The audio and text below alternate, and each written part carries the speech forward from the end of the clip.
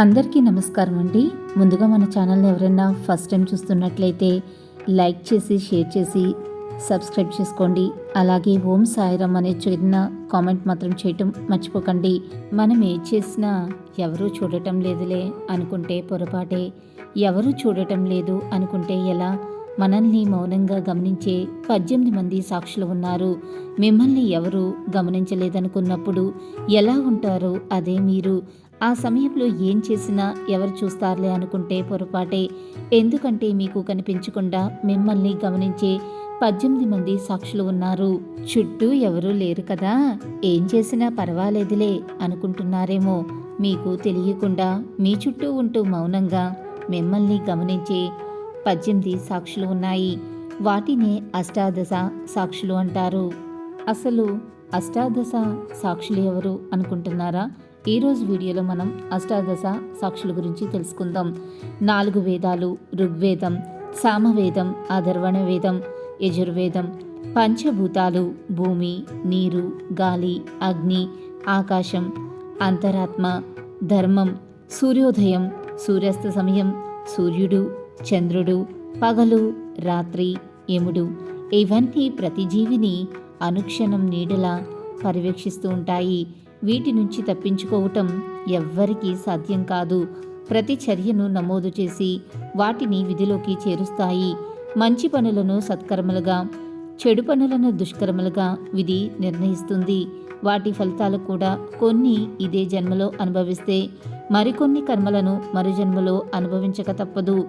మనకి కర్మలు 3 రకాలుగా ఉంటాయి. ఆగామి కర్మలు. ప్రస్తుతం మనం చేస్తున్న ప్రతి కర్మ ఆగామి కర్మల క్రిందకే వస్తాయి. వీటి ఫలితం వెంటనే ఉండొచ్చు, లేదంటే తర్వాత కాలంలో ఉండవచ్చు. ఆకలి వేస్తే భోజనం చేయటం, దాన ధర్మాలు చేయటం, ఇవన్నీ కూడా ఆగామి కర్మలే. అయితే భోజనం చేసిన వెంటనే కడుపు నిండుతుంది. దాన ధర్మాల ఫలం తర్వాత రోజుల్లో వస్తుంది. సంచిత కర్మలు. సంచిత కర్మలంటే కన్నవారి నుంచి ప్రాప్తించిన కర్మలు. అంటే గత జన్మలో అనుభవించకుండా వదిలేసిన ఆగామి కర్మలే ఈ జన్మలో సంచిత కర్మలవుతాయి. ఓ జన్మ నుంచి మరో జన్మలోకి రవాణా అవుతాయి. జీవుడు శరీరాన్ని వదిలిపెట్టిన కర్మ మాత్రం వెంటాడుతుంది. ప్రారబ్ధ కర్మలు. సంచిత కర్మలు జన్మ జన్మల వెంటాడి అవి ముదిరితే ప్రారబ్ధ కర్మలవుతాయి. అంటే చేసే ప్రతి పనికి ఫలితం ఎప్పుడో అప్పుడు అనుభవించక తప్పదు. ఆ కర్మలను అనుభవించేందుకు వీలుగా ఉండే తల్లి గర్భాన్ని ఎన్నుకుంటాడు జీవుడు. కర్మఫలం పూర్తయ్యే వరకు బంధంలో ఉండి ఆ తర్వాత శరీరాన్ని వదిలేస్తాడు. అందుకే ఎవరూ చూడటం లేదని తప్పు చేస్తే 18 మూగసాక్షులు అనుక్షణం నీడలా చూస్తూనే ఉంటాయి.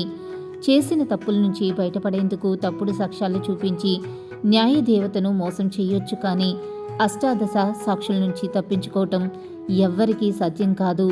మీరు చేసే ప్రతి పని మంచిదా చెడ్డదా అని మీ అంతరాత్మే చెప్పేస్తుంది. కానీ కొన్ని సందర్భాలలో ఆవేశం, కోపంలో విచక్షణను కోల్పోతారు. అందుకే మీరు చేస్తున్న పని మంచిదా అని మీ అంతరాత్మకు తెలిసినప్పుడు మీరు మూగ సాక్షులను భయపడాల్సిన అవసరం లేదు. పూజలు, యాగాలు, దైవ సందర్శనం ద్వారా ఆగామి కర్మల నుంచి విముక్తి లభిస్తుంది. పితృదేవతలు ఆరాధన ద్వారా సంచిత కర్మల నుంచి విముక్తి లభిస్తుంది. ప్రారబ్ధ కర్మల నుంచి తప్పించుకునే మార్గాలు లేవు.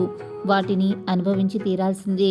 అందుకే ఈ జన్మలో దాన ధర్మాలు, యజ్ఞ యాగాలు నిర్వహించటం వలన చాలా కర్మల నుంచి విముక్తి లభిస్తుంది. అందుకే ఏ కర్మ చేసినా చాలా జాగ్రత్తగా చేయాలి. వీడియో కనుక నచ్చినట్లయితే లైక్ చేయండి, షేర్ చేయండి. మరిన్ని ఆధ్యాత్మిక విషయాల కోసం మన ఛానల్ని తప్పకుండా సబ్స్క్రైబ్ చేసుకోవటం మర్చిపోకండి. ఇంకొక సరికొత్త వీడియోలో మళ్ళీ కలుసుకుందాం. అంతవరకు సర్వే జన సుఖినో భవంతు. Thanks for watching.